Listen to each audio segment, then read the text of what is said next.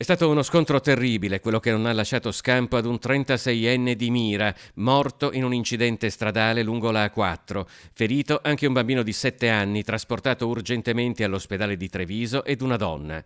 È un bilancio drammatico, quello dell'incidente stradale tra due automobili ed un furgone, avvenuto attorno alle 23:30 della notte scorsa lungo l'autostrada A4, nel tratto compreso tra i caselli di Cessalto e San Donà di Piave in direzione Venezia.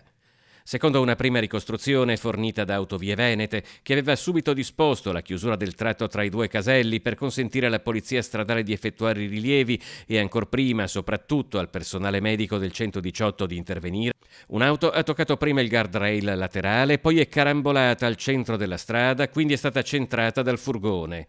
Nonostante i soccorsi, i sanitari intervenuti sul posto non hanno potuto far altro che constatare la morte dell'uomo che si trovava al volante di una delle due auto coinvolte.